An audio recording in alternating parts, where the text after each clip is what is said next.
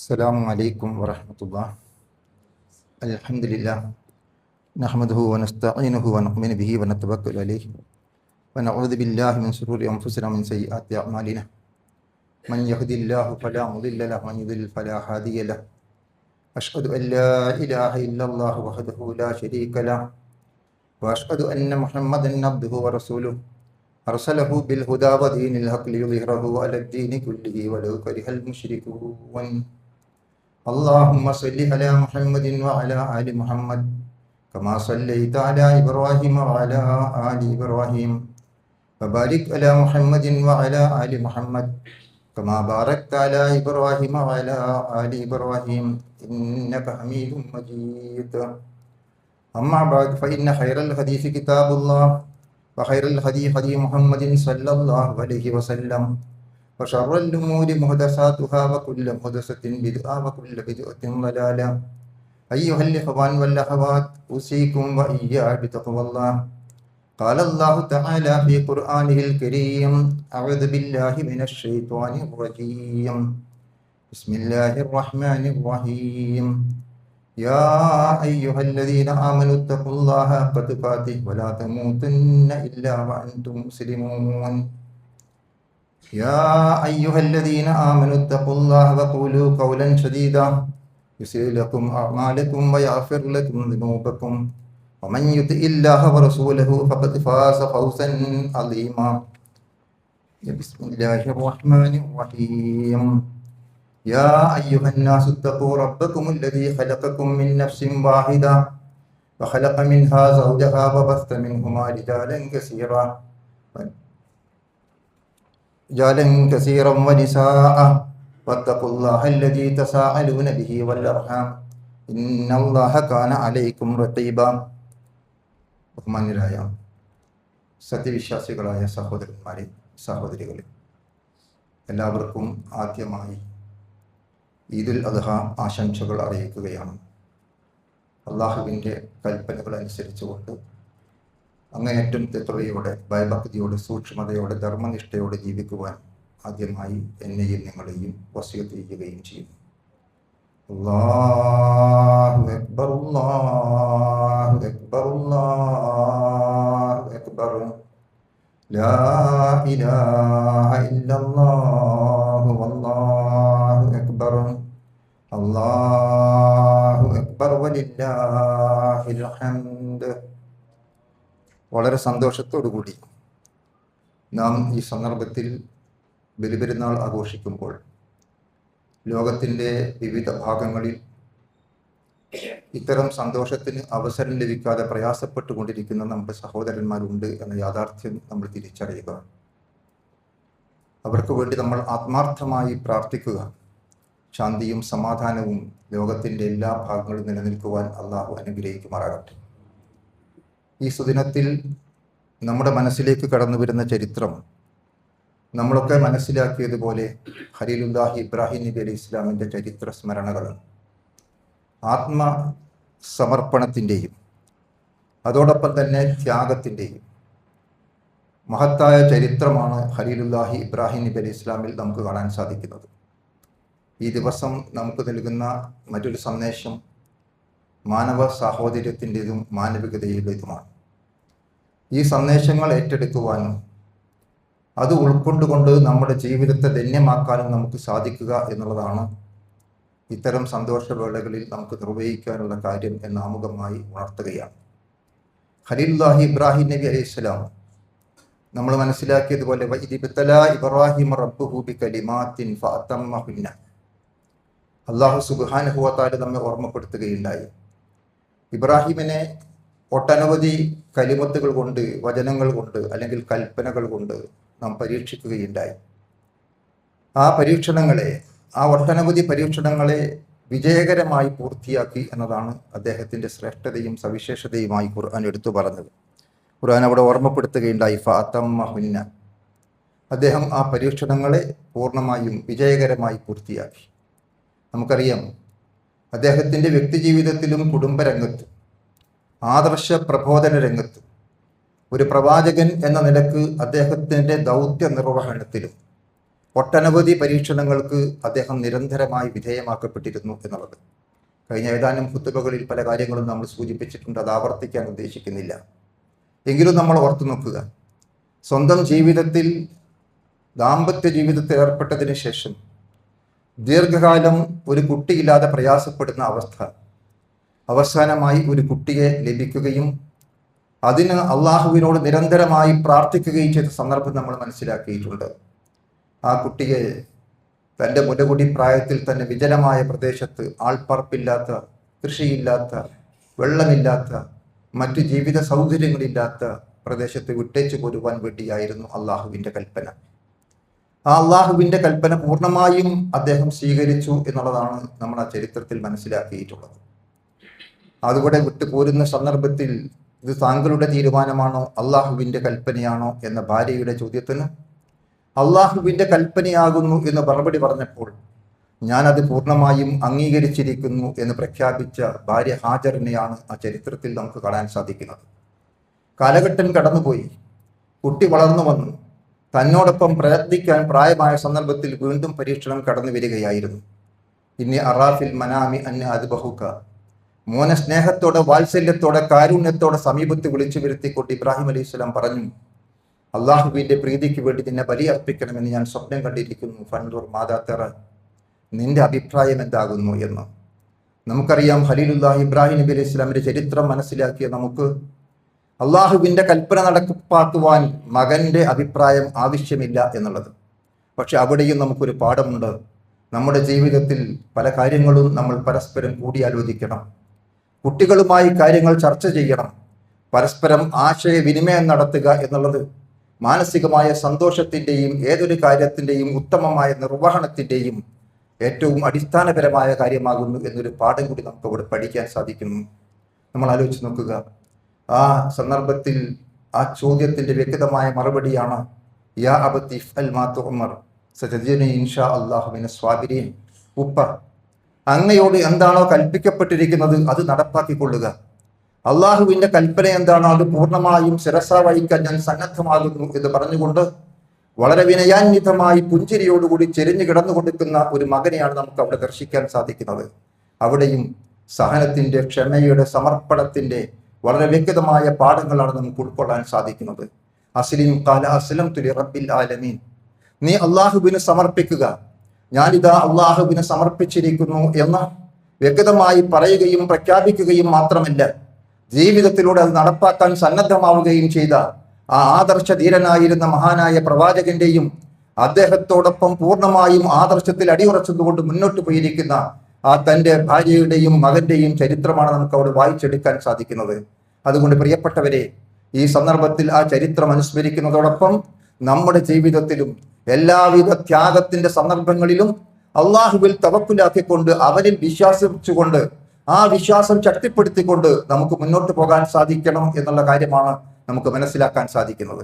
നമ്മൾ ആലോചിച്ച് നോക്കൂ, ഇന്ന് നമ്മുടെ സമൂഹത്തിലേക്കും നമ്മുടെ കുടുംബത്തിലേക്കും തിരിച്ചു വരുമ്പോൾ ഇബ്രാഹിമുകളുടെ, ഇസ്മായിലുകൾ എവിടെ, ഹാജർ എവിടെ എന്ന് ചോദിച്ചാൽ പലപ്പോഴും ആ ഇബ്രാഹിമിന്റെ മാർഗം പിൻപറ്റി ഇത്തബിഅ മില്ലത ഇബ്രാഹിമ ഹനീഫ, ആ ഇബ്രാഹിമിന്റെ മാർഗമാണ് നിങ്ങൾ പിൻപറ്റേണ്ടത് എന്ന് അന്ത്യപ്രവാചകനായ റസൂലുള്ളാഹി സ്വല്ലല്ലാഹു അലൈഹി വസല്ലം തിരുമേനിയോട് പോലും കൽപ്പിക്കപ്പെട്ടതാണ് നമുക്ക് വായിക്കാൻ സാധിക്കുന്നത്. അപ്പോൾ നമ്മൾ ആലോചിക്കേണ്ടതുണ്ട്, ഓരോ ദിവസവും പ്രവാചകന്റെ പേരിൽ നമ്മൾ സ്വലാത്ത് ചെല്ലുമ്പോൾ, പ്രവാചകന് അനുഗ്രഹം ലഭിക്കാൻ വേണ്ടി അള്ളാഹുവിനോട് നമ്മൾ പ്രാർത്ഥിക്കുമ്പോൾ അവിടെ നമ്മൾ ഓർമ്മിക്കുന്ന ചരിത്രമാരുടേതാണ്. കമാ സല്ലൈത അലാ ഇബ്രാഹിം വഅലാ ആലി ഇബ്രാഹിം, ഇബ്രാഹിം അലൈഹിസ്സലാമിനും അദ്ദേഹത്തിന്റെ കുടുംബത്തിനും നീ അനുഗ്രഹം ചെയ്തതുപോലെ മുഹമ്മദ് മുസ്തഫ സല്ലല്ലാഹു അലൈഹി വസല്ലം തിരുമേനിക്കും അദ്ദേഹത്തിന്റെ കുടുംബത്തിനും നീ അനുഗ്രഹം ചെയ്യണമേ എന്ന് നിരന്തരമായി പ്രാർത്ഥിച്ചുകൊണ്ടിരിക്കുന്നവരാണ് നമ്മൾ. അതുകൊണ്ട് തന്നെ പ്രവാചകന് സ്വലാത്ത് ചെയ്തതിനെ കുറിച്ച് സാങ്കേതികമായി പറഞ്ഞു വരാറുള്ളത് ഇബ്രാഹിമി സ്വലാത്ത് എന്നാണ്.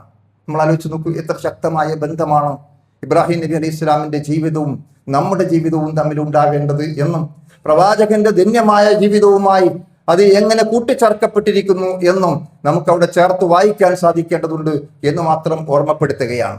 അതുകൊണ്ട് നമ്മൾ ആലോചിക്കുക, ആ ഇബ്രാഹിം നബി അലൈഹി ഇസ്ലാം ഖലീലുല്ലാഹി എന്ന അള്ളാഹുവിന്റെ സ്നേഹിതൻ എന്ന മഹത്തായ പദവിയിലേക്ക് ഉയർത്തപ്പെടാൻ കാരണമായിരിക്കുന്നത് തൻ്റെ ജീവിത പരീക്ഷണങ്ങളെ മുഴുവനും അദ്ദേഹം വിജയകരമായി പൂർത്തിയാക്കി എന്നതാണ് നമ്മൾ വായിച്ചത്. അപ്പോൾ അള്ളാഹു പറഞ്ഞു, ഖാല ഇന്നി ജാഇലുക ലിന്നാസി ഇമാമ, നിന്നെ ലോക ജനതയുടെ ഇമാമാക്കിയിരിക്കുന്നു. ഇമാം എന്ന് പറഞ്ഞാൽ മാതൃകാ പുരുഷൻ എന്നാണ് അതിനർത്ഥം. അപ്പോൾ ലോക ജനതയ്ക്ക് മാതൃകയായി പ്രവാചകനോട് പോലും ആ പ്രവാചക ഇബ്രാഹിം നബി അലൈഹി ഇസ്ലാമിന്റെ മാതൃക പിൻപറ്റണം എന്ന് കൽപ്പിക്കപ്പെടാൻ മാത്രമുള്ള മാതൃകാ പുരുഷനായി ആ മഹാനായ പ്രവാചകൻ മാറിയത് അദ്ദേഹം സകലമാന പരീക്ഷണങ്ങളെയും വിജയകരമായി പൂർത്തിയാക്കിയത് കൊണ്ടാകുന്നു എന്നാണ്. സഹോദരങ്ങൾ, നമ്മൾ മനസ്സിലാക്കണം, നമ്മുടെ ജീവിതത്തിലും ഒട്ടനവധി പരീക്ഷണങ്ങൾക്ക് നമ്മൾ വിധേയമാക്കപ്പെടും. അതിൽ നിന്ന് രക്ഷപ്പെടാൻ നമുക്ക് സാധിക്കുകയില്ല. വലനബിലുവന്നക്കും എന്ന് പറഞ്ഞുകൊണ്ട് അള്ളാഹു നമ്മൾ ഓർമ്മപ്പെടുത്തുന്നുണ്ട്, തീർച്ചയായും നിങ്ങൾ പരീക്ഷിക്കപ്പെടുക തന്നെ ചെയ്യും. ഭയം കൊണ്ട് പരീക്ഷിക്കപ്പെടും, അതുപോലെ തന്നെ വിശപ്പ് കൊണ്ട് പരീക്ഷിക്കപ്പെടും, അതുപോലെ തന്നെ ജീവനഷ്ടം കൊണ്ട് പരീക്ഷിക്കപ്പെടും, സാമ്പത്തിക നഷ്ടം കൊണ്ട് പരീക്ഷിക്കപ്പെടും, അങ്ങനെ വിഭവ നഷ്ടം കൊണ്ട് പരീക്ഷിക്കപ്പെടും. അങ്ങനെ ഒട്ടനവധി പരീക്ഷണങ്ങൾക്ക് നിങ്ങൾ വിധേയമാക്കപ്പെടും എന്ന് അള്ളാഹു സുബ്ഹാനഹു വ തആല വിശുദ്ധ ഖുർആനിലൂടെ നമ്മെ ഉണർത്തുന്നുണ്ട്. അതുകൊണ്ട് നമ്മളും മനസ്സിലാക്കേണ്ടത് അത്തരത്തിലുള്ള എല്ലാവിധ പരീക്ഷണങ്ങളിലും പതറാതെ അടിയുറച്ചുകൊണ്ട് നമുക്ക് മുന്നോട്ട് പോകാൻ സാധിക്കേണ്ടതുണ്ട് എന്നുള്ളതാണ്. റസൂൽ ഇബ്രാഹിം അലൈഹി ഇസ്ലാമിന്റെ ചരിത്രം നമ്മൾ പരിശോധിച്ചു നോക്കൂ. എല്ലാവിധ പ്രലോഭനങ്ങളെയും പ്രകോപനങ്ങളെയും അതിജയിച്ചുകൊണ്ട് അഗ്നി പരീക്ഷയെപ്പോലും അതിജീവിക്കാൻ സാധിച്ചു എന്നുള്ളതാണ്. നാം നേരത്തെ മനസ്സിലാക്കിയതുപോലെ അക്ഷരാർത്ഥത്തിൽ അഗ്നികുണ്ഡത്തിലേക്ക് വലിച്ചെറിയപ്പെടുമ്പോൾ ഹസ്ബി അല്ലാഹു വ നിഅമൽ വക്കീൽ, എനിക്ക് അള്ളാഹു മതി, അവനാണ് തവക്കുലാക്കുവാൻ ഭരമേൽപ്പിക്കുവാൻ ഏറ്റവും ഉത്തമനായിരിക്കുന്നവൻ എന്ന വിശ്വാസത്തോടുകൂടി ആ പ്രതിസന്ധിയെ തരണം ചെയ്തപ്പോൾ ആ അഗ്നി പോലും ഇബ്രാഹിം നബി അലൈഹി സ്വലാമിനെ സംബന്ധിച്ചിടത്തോളം യാ നാറു കൂനി ബർദം വ സലാമൻ അലാ ഇബ്രാഹിം, ഏയ് അഗ്നി എന്ന് വിളിച്ചുകൊണ്ട് അള്ളാഹു പറഞ്ഞത് ഇബ്രാഹിമിനെ സംബന്ധിച്ച് നീ തണുപ്പായിരിക്കണം, നീ സമാധാനമായിരിക്കണം എന്നുള്ള കൽപ്പനയാണ് നമുക്കവിടെ കാണാൻ സാധിക്കുന്നത്. അതുകൊണ്ട് ആ ത്യാഗസന്നദ്ധതയുമായി ബന്ധപ്പെട്ടുകൊണ്ട് ജീവിതം പൂർണ്ണമായും അള്ളാഹുവിന് സമർപ്പിക്കാൻ സാധിക്കുന്ന ആത്മസമർപ്പണത്തിന്റെയും ആ ചരിത്ര പാഠങ്ങൾ ഉൾക്കൊണ്ടുകൊണ്ട് നമ്മുടെ ജീവിതത്തെ ധന്യമാക്കി മാറ്റുക എന്നാണ് ഓർമ്മപ്പെടുത്താനുള്ളത്. നമ്മൾ ആലോചിക്കേണ്ടത് ഇന്ന് നമുക്ക് കാണാൻ സാധിക്കുന്നത് എന്താണ്?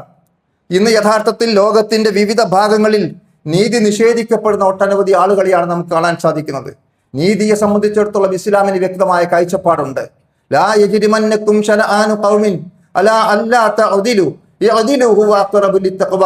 അല്ലാഹു നമ്മെ ഓർമ്മപ്പെടുത്തുകയാണ്, നിങ്ങൾക്ക് ഏതെങ്കിലും ഒരു വിഭാഗത്തോടുള്ള അല്ലെങ്കിൽ ഒരു വ്യക്തിയോടുള്ള ഒരു സമൂഹത്തോടുള്ള വെറുപ്പിന്റെയോ വിദ്വേഷത്തിന്റെയോ പേരിൽ നിങ്ങൾ ഒരിക്കലും അനീതി പ്രവർത്തിക്കുവാൻ നിങ്ങൾക്ക് പ്രേരണ നൽകപ്പെടാൻ പാടില്ല എന്നാണ്. വലാ യജ്രിമന്നകും ശനആനു ഖൗമിൻ. നമ്മൾ ആലോചിച്ച് നോക്കൂ, നമ്മൾ ലോകത്ത് കണ്ടുകൊണ്ടിരിക്കുന്ന കാര്യം എന്താണ്? ഏതെങ്കിലും കാര്യങ്ങളിൽ നമുക്കൊരാളോട് അല്ലെങ്കിൽ ഒരു വ്യക്തിയോട് അല്ലെങ്കിൽ ഏതെങ്കിലും ഒരു കക്ഷിയോട് എന്തെങ്കിലും വെറുപ്പോ വിദ്വേഷമോ പകയോ ഉണ്ടെങ്കിൽ അതിൻ്റെ പേരിൽ നീതി നിഷേധിക്കപ്പെടുന്ന അവസ്ഥാവിശേഷം പലയിടങ്ങളിലും നമുക്ക് കാണാൻ സാധിക്കുകയാണ്. അവരോട് പകരം വീട്ടാൻ എന്തൊക്കെ മാർഗങ്ങളുണ്ട് എന്ന് പരിശോധിക്കുകയാണ്. ഇവിടെയെല്ലാം നമുക്ക് കാണാൻ സാധിക്കുന്നത് ഇസ്ലാം പഠിപ്പിക്കുന്ന നീതി ഏതെങ്കിലും ഒരു ആളോടുള്ള വെറുപ്പിന്റെയോ വിദ്വേഷത്തിന്റെയോ പേരിൽ അനീതി കാണിക്കുന്ന അവസ്ഥാവിശേഷം ഉണ്ടാവരുത്. അതിന് നിനക്ക് പ്രേരണ നൽകാൻ പാടില്ല. നിങ്ങൾ പൂർണ്ണമായും നീതി നടപ്പാക്കുക. അതാണ് ഭയഭക്തിയോട് ഏറ്റവും ചേർന്ന് നിൽക്കുന്നത് എന്നുള്ളതാണ് നമുക്ക് മനസ്സിലാക്കാൻ സാധിക്കുന്നത്. അതുകൊണ്ട് നീതിയുടെ സന്ദേശവാഹകരായിരിക്കുക എന്നുള്ളത് നമ്മുടെ ബാധ്യതയാണ്. ഇനി നമ്മൾ ആലോചിച്ച് നോക്കിയാൽ നമ്മെ സംബന്ധിച്ചിടത്തോളം ഇന്ന് നമ്മൾ ഓർക്കുന്നത് ഹജ്ജുമായി ബന്ധപ്പെട്ട കർമ്മങ്ങളാണ്. ആ ബന്ധപ്പെട്ട കർമ്മങ്ങളുമായി പരിശോധിച്ച് നോക്കിയാൽ അവിടെയും നമുക്ക് വായിക്കാൻ കഴിയുന്നതും പഠിക്കാൻ കഴിയുന്നതും ത്യാഗത്തിന്റെയും സമർപ്പണത്തിന്റെയും ചരിത്രമാണ്. അതോടൊപ്പം മാനവികതയുടെ, മാനവ സാഹോദര്യത്തിന്റെ, ഐക്യത്തിന്റെ, സ്നേഹത്തിന്റെ സന്ദേശം കൂടിയാകുന്നു എന്ന് നമുക്ക് മനസ്സിലാക്കാൻ സാധിക്കും. നമ്മൾ ആലോചിച്ച് നോക്കൂ, ലോകത്തിന്റെ വിവിധ ഭാഗങ്ങളിൽ നിന്ന് ലക്ഷക്കണക്കായ ആളുകൾ കഴിഞ്ഞ ദിവസം അറഫ മൈതാനിയിൽ ഒരുമിച്ച് കൂടി. ആ അറഫ മൈതാനിയിൽ ഒരുമിച്ച് കൂടിയിരിക്കുന്ന ജനങ്ങൾ, പുരുഷന്മാരെ സംബന്ധിച്ചിടത്തോളം അവർക്കൊരേ ഒരു വേഷം മാത്രമാണ് ഉണ്ടായിരുന്നത്. തുന്നിച്ചേർക്കാത്ത 2 മുണ്ടുകൾ മാത്രമാണ് അവരുടെ ശരീരത്തിൽ ഉണ്ടായിരുന്നത്. നമ്മൾ പരിശോധിച്ച് നോക്കൂ, എന്തെല്ലാം സ്ഥാനം അലങ്കരിക്കുന്ന ആളുകൾ ഉണ്ടായിരുന്നു, എന്തെല്ലാം രീതിയിലുള്ള വസ്ത്രധാരണ രീതി സ്വീകരിക്കുന്ന ആളുകൾ ഉണ്ടായിരുന്നു, സ്ഥാനവസ്ത്രങ്ങൾ സ്വീകരിക്കുന്ന ആളുകൾ ഉണ്ടായിരുന്നു. പക്ഷേ എല്ലാവരും ഒരേ രൂപത്തിലേക്ക് തിരിച്ചു വരികയാണ്. അവരുടെ എല്ലാ സ്ഥാനവസ്ത്രങ്ങളും അഴിച്ചു മാറ്റി. ഓരോ നാട്ടിലും ഉണ്ടായിരുന്ന അവരുടെ സംസ്കാരത്തിന്റെ സൂചകങ്ങളായിരിക്കുന്ന വസ്ത്രങ്ങൾ മാറ്റിവെച്ചു. എന്നിട്ട് എല്ലാവരും ഒരേ വസ്ത്രം ധരിച്ചുകൊണ്ട് ഒരേ രൂപത്തിൽ തുന്നിച്ചേർക്കാത്ത ഒരു തുണി മാത്രം ഉടുക്കുകയും ഒരു തുണി തോളിലിടുകയും ചെയ്തുകൊണ്ട് അള്ളാഹുവിന്റെ മുമ്പിൽ ലബ്ബൈക് അല്ലാഹുമ്മ ലബ്ബൈക് നാഥ, നിന്റെ വിളിക്ക് ഞങ്ങൾ ഇതാ ഉത്തരം നൽകിയിരിക്കുന്നു എന്ന് പറയുന്ന ആ മാനവ സാഹോദര്യത്തിന്റെയും ഐക്യത്തിന്റെയും സ്നേഹത്തിന്റെയും പ്രതീകാത്മകമായിരിക്കുന്ന അവസ്ഥ നമുക്ക് അവിടെ നിന്ന് ഉൾക്കൊള്ളാൻ സാധിക്കേണ്ടതുണ്ട്. അതുകൊണ്ട് ഈ സന്ദർഭത്തിൽ നമ്മൾ ആലോചിക്കേണ്ട മറ്റൊരു സുപ്രധാനമായ കാര്യം അതാണത്. അതുപോലെ തന്നെ നമ്മൾ പരിശോധിച്ചു നോക്കിയാൽ അവിടെ നമുക്ക് കാണാൻ സാധിക്കുന്നത് പ്രവാചകന്റെ ഏറ്റവും ശ്രദ്ധേയമായിരിക്കുന്ന പ്രഭാഷണമാണ്. അത് പ്രവാചകന്റെ മാത്രമല്ല, ലോകത്ത് ആദ്യമായി നടന്നിരിക്കുന്ന മനുഷ്യാവകാശ പ്രഖ്യാപനമാണ്. അതിന്റെ നൂറ്റാണ്ടുകൾക്ക് ശേഷം, സഹസ്രാബ്ദങ്ങൾക്ക് ശേഷമാണ് പ്രവാചകൻ അന്ന് പറഞ്ഞിരിക്കുന്ന ആശയങ്ങളിലേക്ക് ലോകം ഇന്ന് എത്തിക്കൊണ്ടിരിക്കുന്നത്. ഇന്നും നമുക്ക് കാണാൻ സാധിക്കും മനുഷ്യ മനസ്സുകളിൽ പല നിലക്കുള്ള ഉച്ചനീചത്വങ്ങളും അസമത്വങ്ങളും നിലനിൽക്കുകയും ചെയ്യുന്നു എന്നുള്ളതാണ് നമുക്ക് കാണാൻ സാധിക്കുന്നത്. അന്ന് പ്രവാചകൻ പഠിപ്പിച്ച കാര്യം നമ്മൾ എടുത്ത് പരിശോധിച്ചു നോക്കൂ. അദ്ദേഹത്തിന്റെ അന്ത്യപ്രഭാഷണം എന്ന നിലക്ക് അറിയപ്പെടുന്ന മനുഷ്യാവകാശ പ്രഖ്യാപനം, അത് നമുക്ക് നൽകുന്ന സന്ദേശം എന്താകുന്നു? ഇന്ന റബ്ബക്കും വാഹിദ്, നിന്റെ റബ്ബ്, നിന്റെ രക്ഷകൻ, ആ പടച്ച തമ്പുരാൻ ഏകനാകുന്നു എന്ന് പഠിപ്പിക്കുകയാണ്. ആ സർവശക്തനായ, സർവേശ്വരനായ, ജഗന്നിയന്താവായ, സാക്ഷാൽ കർത്താവായ അള്ളാഹു, ആ അള്ളാഹു ഏകനാകുന്നു എന്നും അവന് മാത്രമേ ആരാധിക്കാൻ പാടുള്ളൂ എന്നും കൃത്യമായി ഓർമ്മിക്കപ്പെടുകയായിരുന്നു. അറഫായിൽ ഒരുമിച്ച് കൂടിയിരിക്കുന്ന ജനലക്ഷങ്ങൾ നിരന്തരമായി മുഴക്കിക്കൊണ്ടിരുന്ന ആ ദിക്റുകൾ നമ്മൾ പരിശോധിച്ചു നോക്കിയാൽ ലാ ഇലാഹ ഇല്ലല്ലാഹു വഹ്ദഹു ലാ ശരീക ലഹു, അല്ലാഹു അല്ലാതെ മറ്റൊരാരാധ്യനില്ല, അവന് യാതൊരു പങ്കുകാരുമില്ല എന്ന് തുടങ്ങുന്ന ആ ദിക്റാണ് ഏറ്റവും പ്രാധാന്യപൂർവ്വം അവിടെ സ്മരിക്കപ്പെടുന്നത് എന്ന് നമുക്ക് കാണാൻ സാധിക്കും. ഈ ഒരു ആദർശ പ്രഖ്യാപനമാണ് വളരെ കൃത്യമായി നമുക്ക് ഈ സന്ദർഭത്തിൽ ഉൾക്കൊള്ളാൻ സാധിക്കുന്നത്. സൃഷ്ടാവായ, ജഗന്നിയന്താവായ, ജഗദീശ്വരനായ, സാക്ഷാൽ കർത്താവായ അള്ളാഹുവിന്റെ മുമ്പിൽ മാത്രമേ തലകുനിക്കാൻ പാടുള്ളൂ, അവന് മാത്രമേ ആരാധിക്കാൻ പാടുള്ളൂ, അവന് മാത്രമേ വിളിച്ച് പ്രാർത്ഥിക്കാൻ പാടുള്ളൂ. കാര്യകാരണ ബന്ധങ്ങൾക്ക് അതീതമായ മുഴുവൻ കാര്യങ്ങളും അവന്റെ മുമ്പിൽ മാത്രമാണ് സമർപ്പിക്കപ്പെടേണ്ടത് എന്ന അത്യുന്നതമായിരിക്കുന്ന ആ സന്ദേശമാണ്, ആ സത്യ സന്ദേശമാണ് ഇബ്രാഹിം നബി അലൈഹി ഇസ്ലാമിന്റെ ചരിത്രത്തിലും ഹാജിമാരുടെ ഒരുമിച്ച് കൂടലിലും നമുക്ക് പഠിക്കാൻ സാധിക്കുന്നത്. ഇനി നമ്മൾ പരിശോധിച്ചു നോക്കൂ. അദ്ദേഹം എന്നിട്ട് അവരോട് പറഞ്ഞിരിക്കുന്ന കാര്യം വ ഇന്ന അബാക്കും വാഹിദ്, നിങ്ങളുടെ എല്ലാവരുടെയും പിതാവ് ഏകനായിരിക്കുന്ന ഒരു മനുഷ്യനാകുന്നു എന്നാണ്. കുല്ലുക്കും മിൻ ആദം, ആദം മിൻ തുറാബ്, എല്ലാവരും ആദമിൽ നിന്നാണ്, ആദം മണ്ണിൽ നിന്നാകുന്നു എന്ന് പഠിപ്പിക്കപ്പെടുകയായിരുന്നു. നമ്മൾ ആലോചിച്ച് നോക്കൂ, ലോകത്തുള്ള മുഴുവൻ മനുഷ്യരുടെയും പിതാവായിരിക്കുന്ന ആദം, ആ ആദം മണ്ണിൽ നിന്ന് സൃഷ്ടിക്കപ്പെട്ടതാണ്. എങ്കിൽ നമുക്ക് നമ്മുടെ തറവാടിന്റെ പേരിൽ, നമ്മുടെ ദേശത്തിന്റെ പേരിൽ മറ്റേതെങ്കിലും നിലക്ക് ദുരഭിമാനം നടിക്കാൻ യാതൊരു ന്യായവുമില്ല. എല്ലാവരുടെയും തറവാടും എല്ലാവരുടെയും ദേശവും എത്തിച്ചേരുന്നത് ശ്രാദ്യ മനുഷ്യനായിരുന്ന ആദമിലേക്കാണ്. അദ്ദേഹം മണ്ണിൽ നിന്ന് സൃഷ്ടിക്കപ്പെട്ടതാകുന്നു എന്നുള്ള മഹത്തായ ആശയമാണ്. എന്നിട്ട് അവിടെ പറഞ്ഞു ലാ ഫളലി അറബിയിൻ അല അജമിയിൻ, അറബിക്ക് അനറബിയേക്കാൾ സവിശേഷതയില്ല, അനറബിക്ക് അറബിയേക്കാളില്ല, വെളുത്തവന് കറുത്തവനേക്കാളില്ല, കറുത്തവന് വെളുത്തവനേക്കാളില്ല. നിറത്തിന്റെ പേരിൽ, ഭാഷയുടെ പേരിൽ, വർഗത്തിന്റെ പേരിൽ, വർണ്ണത്തിന്റെ പേരിൽ, കുലത്തിന്റെ പേരിൽ, തറവാടിന്റെ പേരിൽ മനുഷ്യർക്കിടയിൽ ഉച്ചനീചത്വം കൽപ്പിക്കുവാൻ യാതൊരു ന്യായവുമില്ലാത്ത വിധം മനുഷ്യരെല്ലാവരും ഏകോദര സഹോദരന്മാരാകുന്നു എന്നുള്ള ആ സന്ദേശമാണ് യാ അയ്യുഹല്ലദീന ആമനു എന്ന് പറഞ്ഞുകൊണ്ട് ഖുർആൻ നമുക്ക് വളരെ വ്യക്തമായി പഠിപ്പിച്ചിരുന്നുണ്ട്. ആ അള്ളാഹു നമ്മെ സൃഷ്ടിച്ചിരിക്കുന്ന ആ സൃഷ്ടാവായിരിക്കുന്ന പടച്ച തമ്പുരാൻ നമ്മെ ഏകനായി യഥാർത്ഥത്തിൽ ഒരേ മാതാവിൽ നിന്നും പിതാവിൽ നിന്നും സൃഷ്ടിച്ചിരി നമ്മുടെ കുടുംബങ്ങളും ഗോത്രങ്ങളുമാക്കി വേർതിരിച്ചത് പരസ്പരം തിരിച്ചറിയാൻ വേണ്ടി മാത്രമാകുന്നു എന്നാണ്. അല്ലാതെ കുടുംബത്തിന്റെ പേരിലോ കുലത്തിന്റെ പേരിലോ തറവാടിന്റെ പേരിലോ ആർക്കെങ്കിലും ഏതെങ്കിലും നിലക്കുള്ള അഭിമാനമോ ഏതെങ്കിലും നിലക്കുള്ള അധമത്വമോ കണക്കാക്കുവാൻ യാതൊരു ന്യായവുമില്ലാത്ത വിധം മനുഷ്യർ ഏകോദര സഹോദരന്മാരാകുന്നു എന്ന് പഠിപ്പിക്കപ്പെടുകയായിരുന്നു. അതുപോലെ തന്നെ നമ്മൾ പരിശോധിച്ചു നോക്കൂ, അദ്ദേഹം തുടർന്ന് പറഞ്ഞിരിക്കുന്ന ഒരുപാട് കാര്യങ്ങളിലുണ്ട്.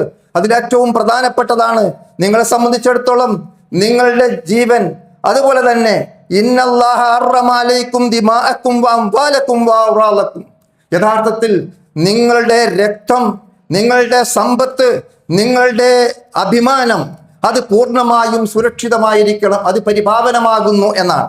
കഹുർമത്തി യൗമിക്കും ഹാദാ ഫീ ഷഹരിക്കും ഹാദാ ഫീ ബലദിക്കും ഹാദാ, എത്രത്തോളം എന്ന് പറഞ്ഞാൽ ഈ ദിവസത്തിന്റെ പവിത്രത പോലെ, ഈ മാസത്തിന്റെ പവിത്രത പോലെ, ഈ നാടിന്റെ പവിത്രത പോലെ നിങ്ങളുടെ രക്തവും നിങ്ങളുടെ ധനവും നിങ്ങളുടെ അഭിമാനവും പവിത്രമാകുന്നു എന്ന് പ്രഖ്യാപിക്കുകയാണ് ചെയ്തത്. നമ്മൾ ആലോചിച്ച് നോക്കൂ, ഇന്ന് ലോകത്ത് നടന്നുകൊണ്ടിരിക്കുന്ന എന്താണ്?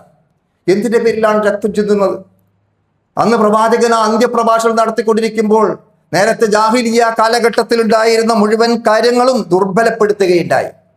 അതിൽ പ്രധാനപ്പെട്ട ഒരു കാര്യമായിരുന്നു ചോരയുടെ പേരിൽ പക വീട്ടുക എന്നുള്ളത്. ആ രക്തപ്പക, ആ മറ്റാരെങ്കിലും ഏതെങ്കിലും കാലത്ത് സംഭവിച്ചതിന്റെ പേരിൽ പിന്നീട് പകരം വീട്ടുവാനുള്ള ആ ത്വര, അതാണ് നമുക്ക് അവിടെ കാണാൻ സാധിച്ചിരുന്നത്. പ്രവാചകൻ അന്ത്യപ്രഭാഷണത്തിൽ പറഞ്ഞു, അത്തരത്തിലുള്ള രക്തപ്പക ഞാൻ എൻ്റെ കാൽ കീഴിൽ ചവിട്ടി മതിച്ച് താഴ്ത്തിക്കളഞ്ഞിരിക്കുന്നു എന്നാണ്. എന്നിട്ട് പ്രഖ്യാപിച്ചത് സ്വന്തം കുടുംബക്കാരനും സ്വന്തം ബന്ധുവുമായിരിക്കുന്ന ആമിർ ബിൻ റബീഅ എന്ന ആളുടെ രക്തപ്പക ഞാനിതാ അവസാനിപ്പിച്ചിരിക്കുന്നു എന്നാണ്. കാരണം തുടങ്ങേണ്ടത് സ്വന്തത്തിൽ നിന്നാണ്, സ്വന്തം കുടുംബത്തിൽ നിന്നാണ്. നമുക്കിത് കാണാൻ സാധിക്കുന്നില്ല ഇന്ന്. പലപ്പോഴും നമ്മുടെ സ്വാർത്ഥ മനോഭാവം എവിടെ എത്തിപ്പെട്ടിരിക്കുന്നു എന്ന് നമ്മൾ പരിശോധിച്ച് നോക്കിയാൽ, മറ്റുള്ളവരുടെ സ്വന്തമാക്കുവാനുള്ള അല്ലെങ്കിൽ മറ്റു പല സ്ഥാനങ്ങളും എനിക്ക് കിട്ടണമെന്ന് ആഗ്രഹിക്കുന്ന എല്ലാ രംഗത്തും നമ്മൾ കാണുന്ന അവസ്ഥാവിശേഷം നമുക്ക് കാണാൻ സാധിക്കുന്നത് സ്വാർത്ഥ മനോഭാവം വർദ്ധിച്ചു വരുന്നു എന്നുള്ളതാണ്. പ്രവാചകൻ അവിടെ പഠിപ്പിക്കുന്നത് സ്വന്തക്കാർക്കുള്ള ആ പക ഞാൻ അവസാനിപ്പിച്ചിരിക്കുന്നു. സ്വന്തക്കാർക്കാര നിലക്കുള്ള പകരം വീട്ടലുകൾ ഇനി ഉണ്ടാവില്ല. പിന്നീട് പറഞ്ഞിരിക്കുന്ന കാര്യം എന്താണ്? റിബൽ ജാഹിലിയ്യത്തി മൗളു, അവിടെ ഉണ്ടായിരുന്ന ഏറ്റവും വലിയ തെറ്റ്, പാപം, കുറ്റമായിരുന്നു പലിശ എന്നുള്ളത്, സാമ്പത്തിക രംഗത്തുള്ള ചൂഷണം. പ്രവാചകൻ സല്ലല്ലാഹു അലൈഹി വസല്ലം തിരുമേനി അവിടെ പ്രഖ്യാപിച്ചു, ആ ജാഹിലിയ്യ കാലഘട്ടത്തിൽ ഉണ്ടായിരുന്ന പലിശ സമ്പ്രദായത്തെ ഞാൻ എന്നേക്കുമായി ദുർബലപ്പെടുത്തിയിരിക്കുന്നു, എൻ്റെ കാൽ കീഴിൽ ഞാൻ ഇതാ ചവിട്ടി വിധിച്ചിരിക്കുന്നു. എന്നിട്ട് അദ്ദേഹം പറഞ്ഞത്, അബ്ബാസ് ബിൻ അബ്ദുൽ മുത്തലിബ്, സ്വന്തം സഹോദരനായി കണക്കാക്കപ്പെടുന്ന ആ ആളെ യഥാർത്ഥത്തിൽ അദ്ദേഹത്തിന് ലഭിക്കാനുള്ള, അബ്ബാസ് ബിൻ അബ്ദുൽ മുത്തലിബിന് തന്റെ മുത്താപ്പാക്ക് ലഭിക്കാനുള്ള മുഴുവൻ പലിശയും ഇതാ എഴുതി തള്ളിയിരിക്കുന്നു എന്ന് പ്രഖ്യാപിക്കുകയായിരുന്നു. അപ്പോൾ നമ്മൾ ആലോചിച്ച് നോക്കൂ, അത്തരത്തിലുള്ള രക്തപ്പകകളില്ലാത്ത, സാമ്പത്തികമായ ചൂഷണമില്ലാത്ത, മാനവ സാഹോദര്യത്തിന്റെയും സ്നേഹത്തിന്റെയും സന്ദേശം നിറഞ്ഞു നിൽക്കുന്ന ആ മഹത്തായ സന്ദേശമാണ്. അതുപോലെ നമ്മൾ ആലോചിച്ച് നോക്കൂ, ആ കാലഘട്ടത്തിൽ അവസ്ഥ എന്തായിരുന്നു? ഒരു പെൺകുട്ടി ജനിക്കുമ്പോൾ അപമാനമായി കണ്ടിരുന്ന ജനങ്ങൾ, ജീവനോടെ പെൺകുട്ടിയെ കുഴിച്ചു മൂടിയിരുന്ന ജനങ്ങൾ, ആ ജനങ്ങളോടാണ് പ്രവാചകൻ അന്ന് പറഞ്ഞത്, തന്റെ വിടവാങ്ങൽ പ്രഭാഷണത്തിൽ, അന്ത്യപ്രഭാഷണത്തിൽ, മനുഷ്യാവകാശ പ്രഖ്യാപനത്തിൽ, നിങ്ങൾ അള്ളാഹുവിനെ സൂക്ഷിക്കണം എന്നതുപോലെ തന്നെ അവിടെ ഓർമ്മപ്പെടുത്തുകയുണ്ടായി, നിങ്ങളുടെ സ്ത്രീകളെ സംബന്ധിച്ചിടത്തോളം സൂക്ഷിക്കേണ്ടതുണ്ട്. അവരുടെ അവകാശങ്ങൾ വകവെച്ചു കൊടുക്കുവാൻ, അവർക്ക് ന്യായമായുമുള്ള അവകാശങ്ങൾ അംഗീകരിച്ചു കൊടുക്കുവാൻ അവർ സുരക്ഷിതരായിരിക്കണം എന്ന് സ്ത്രീകളെ സംബന്ധിച്ചിടത്തോളം പ്രത്യേകമായി എടുത്തു പറഞ്ഞതായി നമുക്ക് കാണാൻ സാധിക്കും. ഞാൻ സൂചിപ്പിച്ചത് ഈ നിലക്കുള്ള എല്ലാ കാര്യങ്ങളും വളരെ കൃത്യമായി സമൂഹത്തിൽ അവഗണിക്കപ്പെടുന്ന ആളുകൾ, പീഡിപ്പിക്കപ്പെടുന്ന ആളുകൾ, അവർക്ക് സുരക്ഷിതത്വം നൽകുകയും അവരെ ഉയർത്തി കാണിക്കുകയുമാണ് പ്രവാചകൻ ചെയ്തത്. അതുപോലെ തന്നെ ഈ ലോകത്തോട് യാത്ര ചോദിക്കുമ്പോൾ പ്രവാചകൻ പറഞ്ഞു, തറക്തു ഫീക്കും അംറൈനി ലൻ തദില്ലു മാ തമസ്സക്തും ബിഹിമാ, ഞാൻ രണ്ട് കാര്യങ്ങൾ നിങ്ങളെ ഏൽപ്പിച്ചുകൊണ്ടാണ് പോകുന്നത്. ഒന്ന് അള്ളാഹുവിന്റെ കലാമായിരിക്കുന്ന ഖുർആനും, മറ്റൊന്ന് എൻ്റെ ശരിയായിരിക്കുന്ന സുന്നത്തുമാണ്.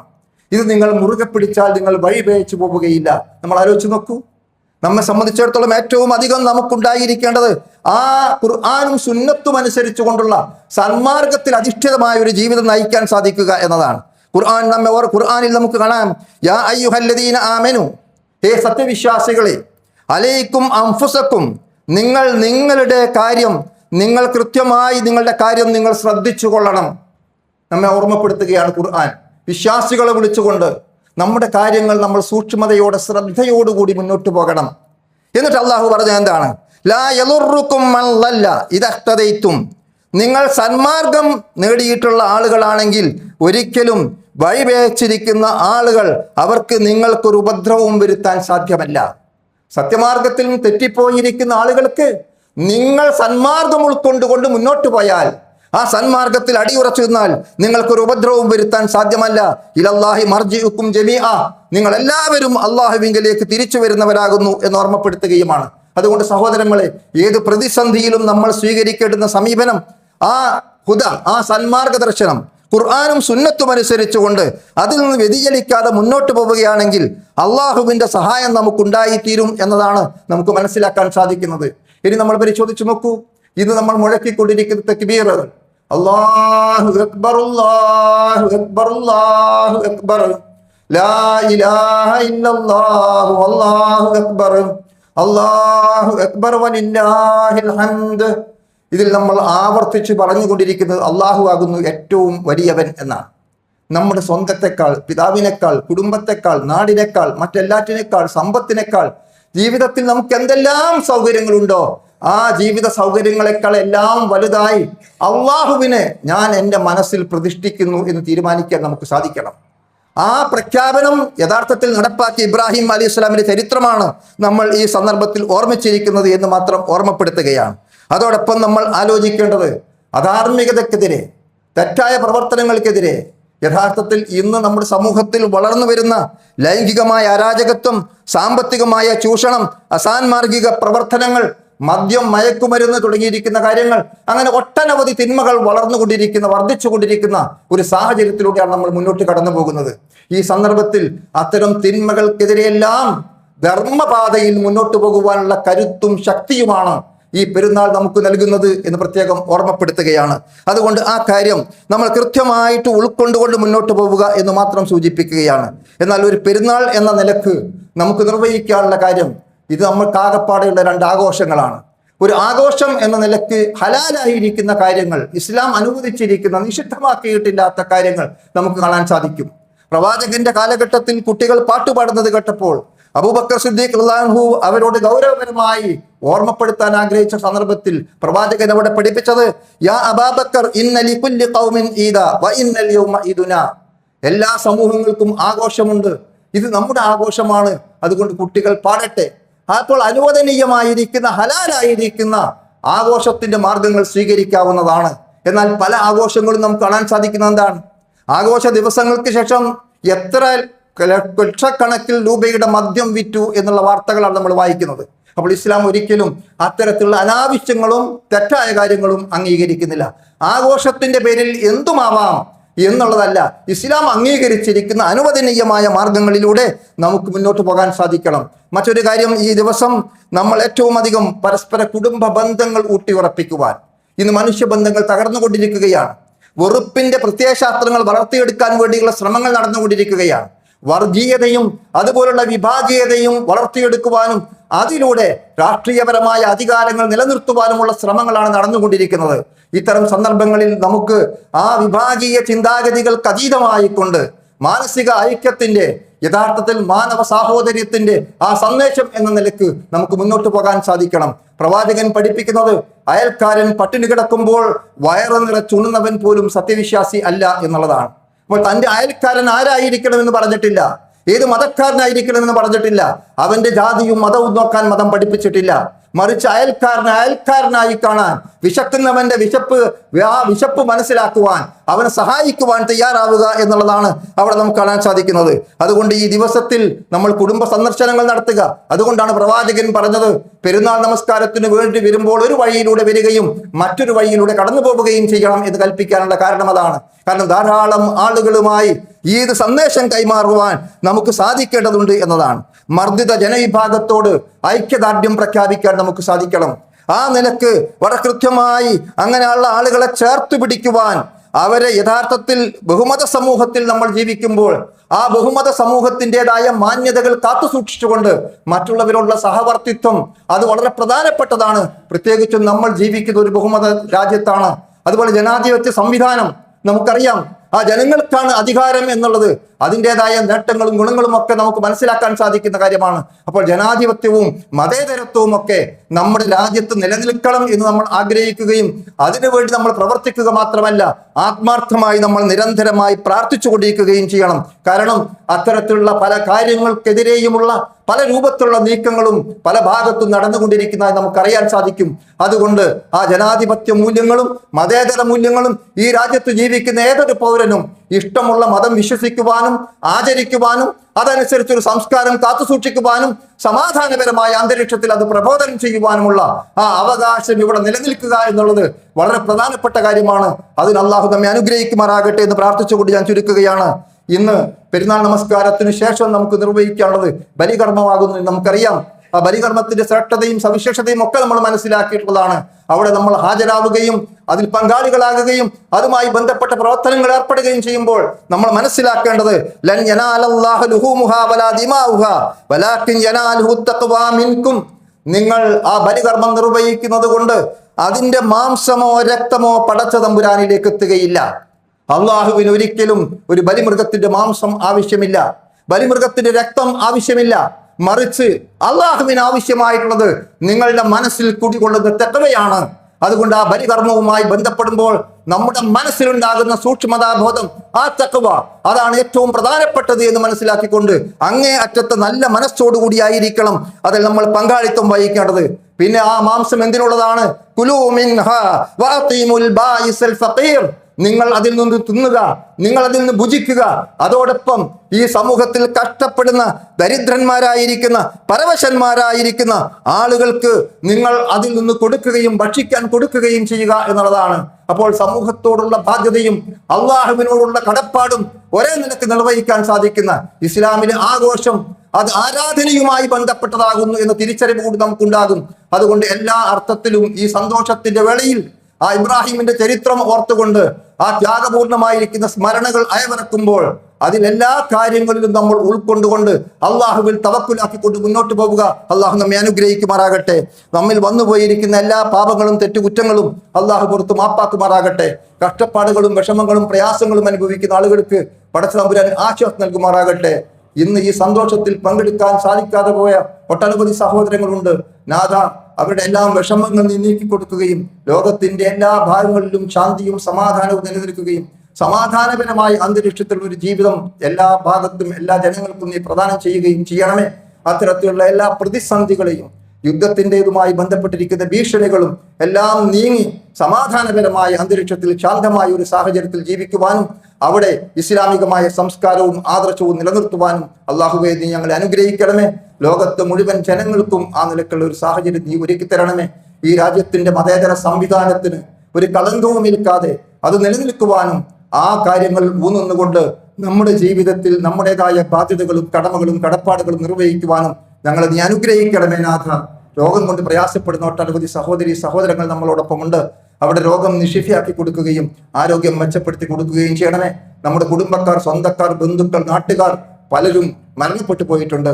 അത്തരത്തിലുള്ള സത്യവിശ്വാസികളായ സഹോദരി സഹോദരങ്ങൾക്ക് നീ മഗ്ഫിറത്തും മർഹമത്തും പ്രദാനം ചെയ്യുകയും അവരെയും നമ്മയും ജന്നാത്തുൽ ഫിർദൗസിൽ ഒരുമിച്ച് കൂട്ടി അനുഗ്രഹിക്കുകയും ചെയ്യണമേ. അവിടെ ബർസഖിയായ ജീവിതം സന്തോഷകരമാക്കി കൊടുക്കണമേ. ഇബ്രാഹിം അലൈഹി ഇസ്ലാമിന്റെയും ആ കുടുംബത്തിന്റെയും ചരിത്രം ഓർത്തുകൊണ്ട് അങ്ങനെയുള്ള ഒരു ആദർശ കുടുംബമായി തീരാൻ നാളെ പരലോകത്ത് കുടുംബസമേതം സ്വർഗപ്രവേശം ലഭിക്കുന്ന മഹാഭാഗ്യവാന്മാരിൽ പടച്ച തമ്പുരാനെ നീ ഞങ്ങളെയും ഞങ്ങളുടെ കുടുംബത്തെയും ഉൾപ്പെടുത്തി അനുഗ്രഹിക്കണമേ. ربنا تقبل منا انك انت السميع العليم وتب علينا انك انت التواب الرحيم. اللهم اغفر للمؤمنين والمؤمنات والمسلمين والمسلمات الاحياء منهم والاموات انك مجيب الدعوات يا قاضي الحاجات. اللهم اعز الاسلام والمسلمين واذل الشرك والمشركين. ربنا هب لنا من ازواجنا وذرياتنا قرة اعين واجعلنا للمتقين اماما. ربنا آتنا في الدنيا حسنة وفي الآخرة حسنة وقنا عذاب النار. ആമീൻ ബിറഹ്മതിക യാ അർഹമർ റഹീമീൻ. ഒന്നുകൂടി നമ്മൾ ഓർമ്മിക്കുക, ഇനിയുള്ള 3 ദിവസങ്ങളും നമുക്ക് തക്ബീർ മുഴക്കാനുള്ളതാണ്. അല്ലാഹു അക്ബർ അല്ലാഹു അക്ബർ അല്ലാഹു അക്ബർ ലാ ഇലാഹ ഇല്ലല്ലാഹു അല്ലാഹു അക്ബർ അല്ലാഹു അക്ബർ വലില്ലാഹിൽ ഹംദ്.